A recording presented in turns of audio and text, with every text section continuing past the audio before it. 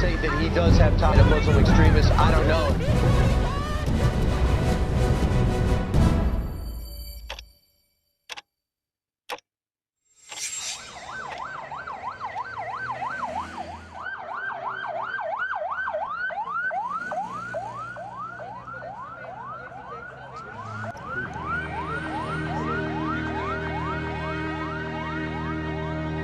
The Pakistani Taliban attack on a school, which resulted in the massacre of 141 students and teachers, is the most violent terrorist attack in Pakistan's history.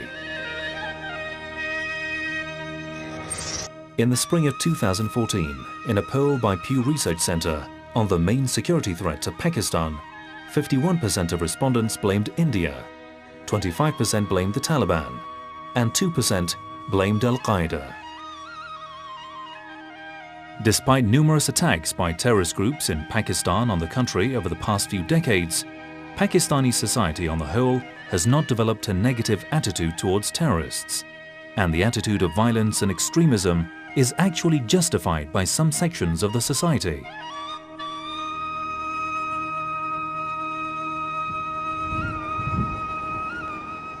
In the analysis of this phenomenon, experts consider some factors such as inefficient economy, high rate of unemployment, class conflict, political instability, and bureaucratic corruption as the main reasons for the turning of Pakistan into one of the main bases for activities of extremist groups.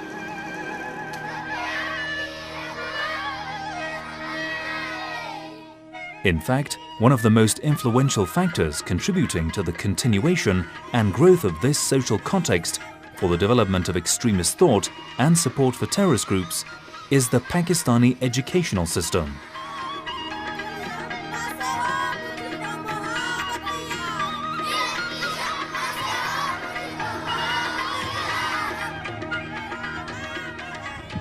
More than half of the 195 million population of Pakistan is under the age of 25. Lack of financial resources for the establishment of a proper educational infrastructure is a major and constant setback of the government. According to statistics provided by the World Bank, the proportion of the cost of education to GDP is just 2% in Pakistan, a statistic that ranks the country 172nd in the world.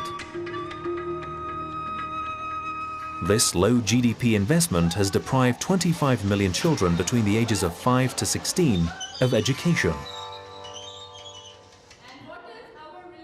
The education levels are divided into primary school, middle secondary school, and high school, and the average number of students per class is 40. But sometimes, depending on the region, this number may reach up to 80 students in public schools. Education in Pakistan is delivered mainly in the Urdu language, with some courses taught in English. The teaching method utilized in the classroom is based on the presentation of a large amount of textbook material in each lesson and then expecting the students to retain the information they read. There is no encouragement for the students to ask questions of the teacher or to express criticism of the content, and so rarely does an atmosphere of dialogue occur in the classroom. Apart from the imperfection of the educational system in the schools and the monologue-centered approach, the class population, be it public or private, and the school geography also influences thoughts on extremism. While in some private schools, teachers follow more modern methods and encourage the students to search the internet or Wikipedia to complement textbook content, in Pakistan mostly, the course content is presented with an absolute emphasis on the textbooks. And the teachers generally do not provide any educational sources independent of the textbook, and so the students are not encouraged to verify the information. The lack of dialogue and debate on campus, schools producing students who are not accustomed to conducting research, and the low quality of educational materials and equipments in schools have all contributed to an output that damages the students' ability to be competitive in the hierarchical society of Pakistan and succeed in the business world. It is not surprising that only 5.1% of students go to university in Pakistan. This is while 41% of the students in Malaysia and 17% of students in India go to universities. This outcome produces a low proportion of educated and skilled labor force in Pakistan. Millions of unskilled Pakistani youth become the main supplier of unskilled labor for neighboring countries. And worse, some develop a strong propensity to join terrorist groups, offering greater material provision. Shahbaz Sharif, Punjab's chief minister, said in an interview in 2013, "Education will comprehensively defeat terrorism and militancy." So it seems that the first step to improve education and to change the existing situation is the modification of the educational system.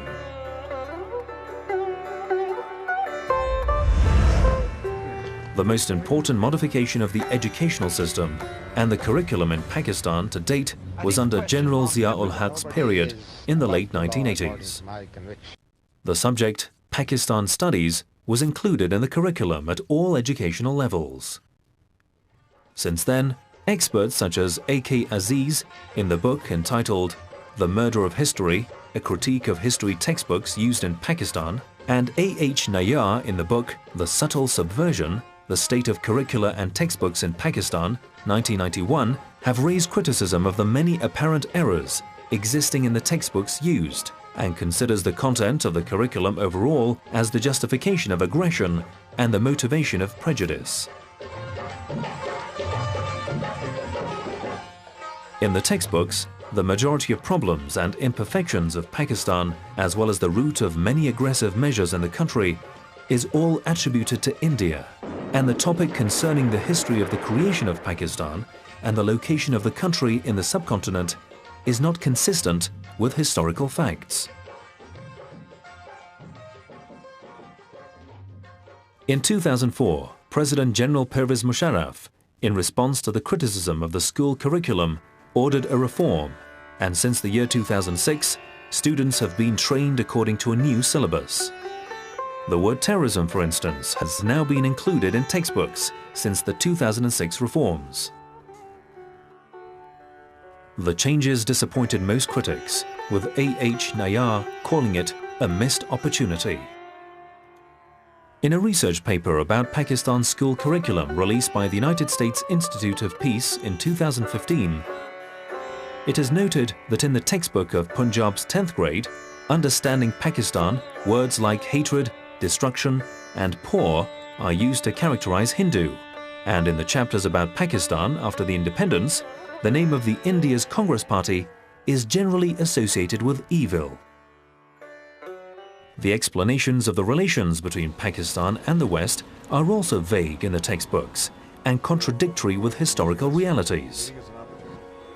In the book Understanding Pakistan, the main reason for the relations between Pakistan and the West is said to be economical, while for many years, according to Pakistani politicians and media, the reason for the expansion of terrorist groups in the country was said to be the result of Pakistan's military and security cooperation with America in the war on Afghanistan. According to the research published by the United States Institute for Peace, issues related to the rights of religious minorities are not addressed in Pakistan's educational system. A vast majority of students and teachers believe that religious minorities are treated properly in the country, and thus little concentration is given to any terrorist attack on people of Shia or Christian faiths.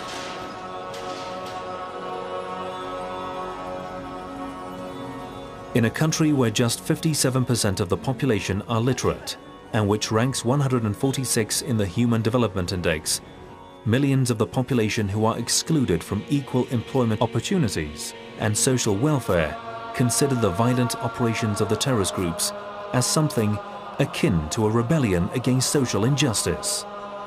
And so they sympathize with them and try to justify terrorism. A large number of experts, however, regard the massacre in Peshawar in December 2014 as a turning point in terms of the sympathetic attitudes of many Pakistanis towards terrorist groups. However, fundamental change in the attitude of the society towards extremism and the rejection of terrorism requires more. It requires the re-education of the young generations of Pakistanis and redefining the phenomenon in the school curriculum.